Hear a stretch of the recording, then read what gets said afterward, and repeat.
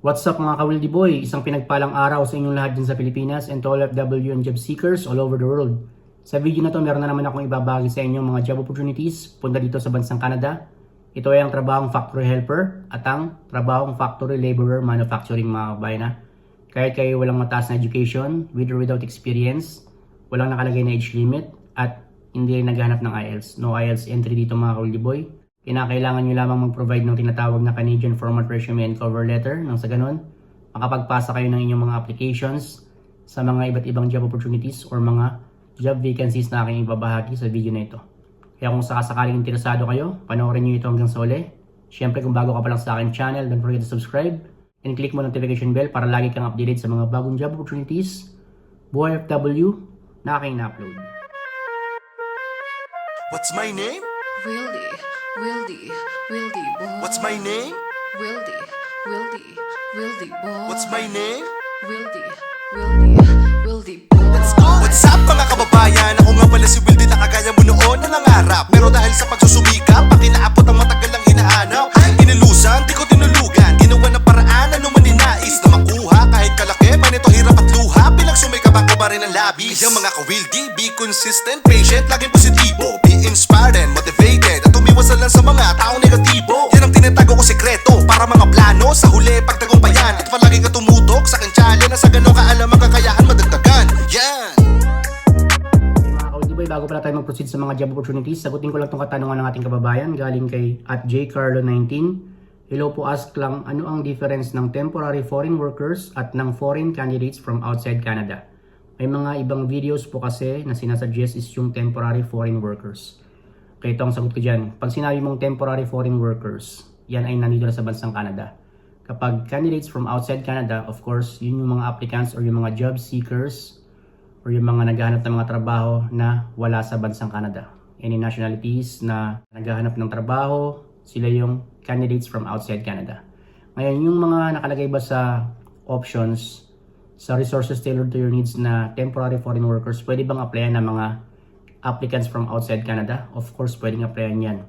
Ang mga nakalagay sa options sa resources tailored to your needs for temporary foreign workers, may mga nakalagay dyan specifically if pwede ka mag-apply kung ikaw ay nasa Canada or kung ikaw ay authorized to apply. If you're not authorized, do not apply. Pero may mga nakalagay din dyan na pwede kayong mag-apply. Kumbaga, intended to all applicants. Kumbaga, para sa mga applicants from outside Canada. So, pinapaliwanag ko yan sa mga previous videos ko mga Wildy Boy. Kinakailangan nyo lamang tiyagain ang paghahanap. Sa options na temporary foreign workers to Canada, napakarami, 1,000 jobs yan. Pero kung dito ka maghanap sa foreign candidates from outside Canada, hindi ganoon karami. Especially if specific job ang hahanapin mo. Halimbawa na lamang, trabahong cleaner.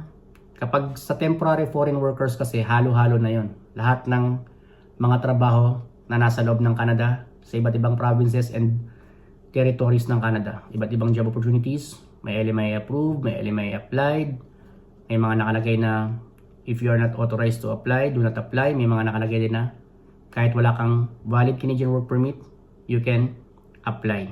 Sa pag-apply sa Job Bank Canada mga kabayan na kinakailangan nyo lamang tiyagain. Pwede kayo magpunta sa temporary foreign workers. Tignan nyo lamang kung naka-emphasize yung nakalagay ng other candidates with or without a valid Canadian work permit. So maaari kayo magpasa dyan. Regardless kung anong category, temporary foreign workers, may nakalagay na foreign candidates from outside Canada, and even kahit dun sa pinaka-main page ng Job Bank. Kumbaga yung nandun na naka-indicate lahat ng mga trabaho. Hindi naka-specify if temporary foreign workers, hindi naka-specify kung foreign candidates from outside Canada, hindi naka-specify yung iba't ibang mga category. Kinakailangan nyo lamang tiyagain. And palagi ko rin sinasabi sa inyo, ang pag-apply sa Job Bank Canada ay isa lamang sa mga options na pwede ninyong gawin para magkaroon kayo ng chance na makarating at makapagtrabaho sa bansang Canada. Of course, lagi kong sinasuggest kung wala kang skill. Kinakailangan meron kang particular skill na taglay. Nang sa ganun, maaari mo itong magamit kung ikaw ay mag-apply ng mga trabaho hindi lang sa bansang Canada, ganoon din naman sa ibang panig ng mundo like UK, Australia, New Zealand. Ano ba yung sinasuggest ko? Maging butcher ka. Kung nasa Pilipinas ka ba, mag-gain ka ng experience dyan, or nasa ibang panig ka ng mundo, kailangan meron kayong particular skill set. Makakatulong yan mga kabayan. So yun mga Wildy Boy, I hope nakatulong yung sagot ko. Proceed na tayo sa mga job opportunities papunta dito sa bansang Canada. Okay mga ka-Wildy Boy, nakalagay dito, factory helper posted on September 21, 2023 by RN Foam and Fibers Limited. Nakalagay sa job details, located sa Calgary, Alberta, 18.56 hourly / 35 hours per week. Permanent employment full-time, starts as soon as possible. Meron siyang 5 vacancies verified by Job Bank. And ito ay merong LMIA applied. Ang ibig sabihin, meron nang in-apply ang employer nang sa ganun makakuha sila ng mga temporary foreign workers or mga applicants from outside Canada upang mapunan ang kanilang mga job vacancies dahil walang Canadians, permanent or temporary foreign workers na nag-a-apply sa trabaho nito. Then next, overview. Language at work is English. Education, no degree, certificate or diploma. Experience will train. Kahit walang experience, pwede mag-apply. Responsibilities, tasks, transport raw materials, finished products, and equipment throughout plant manually or using powered equipment, perform other laboring and elemental activities, clean machines, and immediate work areas. Additional information, personal suitability, dependability, efficient interpersonal skills, flexibility, reliability, team player. Employment groups, this employer promotes equal employment opportunities for all job applicants, including those self-identifying as a member of these groups, Indigenous people, newcomers to Canada, visible minorities, youth.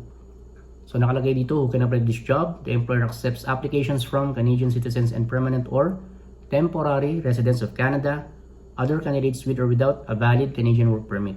How to apply? Simply send your Canadian format resume and cover letter sa kanilang email address, naka-indicate na dito. This is advertised until December 18, 2023. Sunod naman, factory helper again. Ito ay posted on September 12, 2023 by Accurate Aluminum Limited. Job details, located sa Burnaby, British Columbia. Salary, 17.60 hourly / 35 hours per week. Permanent employment full-time, starts as soon as possible. Meron siyang 5 vacancies and verified by Job Bank. At meron pa rin siyang LMIA applied. So, diretso na tayo sa overview. Language at work is English. Education, no degree, certificate, or diploma. Experience will train even without experience. Responsibilities, tasks, transport raw materials, finished products, and equipment throughout plant manually or using powered equipment. Perform laboring and elemental activities. Clean machines and immediate work areas. Additional information, personal suitability, dependability, efficient interpersonal skills, flexibility, reliability, team player. Who can apply to this job? The employer accepts applications from Canadian citizens and permanent or temporary residents of Canada, other candidates with or without a valid Canadian work permit. So kung gusto nyo mag-apply dito, nandito na yung email address ng employer. This is advertised until December 10, 2023. So dumako naman tayo sa isang uri ng trabaho, factory laborer, manufacturing. So dalawa ito mga kabayan na. Yung una, factory helper. Ito naman ngayon, factory laborer, manufacturing. Posted on November 28, 2023 by Can-Am Exports Incorporated. Job details, located sa British Columbia in Maple Ridge. Salary, 17.50 hourly / 40 hours per week. Permanent employment full-time, starts as soon as possible. Meron siyang 5 vacancies, verified by Job Bank. Overview, language at work is English. Education, no degree, certificate, or diploma. Experience, will train. Kahit walang experience mga kabayan. Responsibilities, halos kaparehas lang ng mga responsibilities na nabanggit ko nung una. Then, kung interesado kayo dito, nakalagay dito, pwede mag-apply even without a valid Canadian work permit. At nakalagay na rin dito yung email address ng employer. Kinakailangan nyo lang magpasahan ng inyong Canadian format resume and cover letter.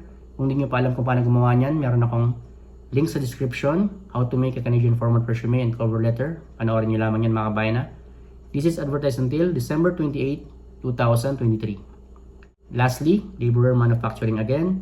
Posted on September 25, 2023 by New Age Foam Incorporated. Job details, located sa Delta, British Columbia. Salary, 27.50 hourly / 40 hours per week. Permanent employment full-time. Day, evening, night, weekend, early morning. Starts as soon as possible. Meron siyang 10 vacancies. Verified by Job Bank. Overview, language at work is English. Education, no degree, certificate, or diploma. Experience, kahit walang experience mga kabayan, nakalagay will train. Responsibilities, kapareho lang halos ng binanggit ko kanina. Then yung additional information, work conditions and physical capabilities, manual dexterity, attention to details, hand-eye coordination, combination of sitting, standing, walking, personal stability, reliability, team player. Kung interesado kayo dito mga kabayan, pasahan nyo lamang ang kanilang email address. And this is advertised until December 20, 2023. Okay mga Kuldee Boy, I hope nagustuhan nyo yung video na to. Siyempre kung sakasakaling nakatulong sa inyo, don't forget to give a thumbs up. At kung bago ka pa lang sa aking channel, huwag mo kalimutan mag-subscribe and click mo notification bell para lagi kayong updated sa mga bagong job opportunities, buhay FW na aking na-upload. Lagi kong sinasabi mga kabayan ha, isa lamang ang pagkapasa sa Job Bank Canada ng mga applications ninyo para kayo ay magkaroon ng chance na makarating at makapagtrabaho dito. Lagi kong sinasabi, always gain a particular skill, isang butcher, baker, carpenter, welder, as long as kayo ay maging skilled worker. Nang sa ganun magkaroon kayo ng malaking chance na makarating at makapagtrabaho hindi lang sa bansang Canada, ganun din sa bansang UK, Australia, New Zealand. So, as always, kinakailangan nyo lamang tiyagain at syempre dapat may tiwala kayo sa sarili, tiwala sa may kapal at tiwala sa proseso. Ingat kayo palagi mga kabayan ha. Kung meron kayong mga katanungan, ilapag nyo lamang dyan sa ating comment section. Syempre pakishare na rin ang video na to para makarating na rin sa iba nating mga kabayan. See you in my next video. Bye bye mga Kuldee Boy.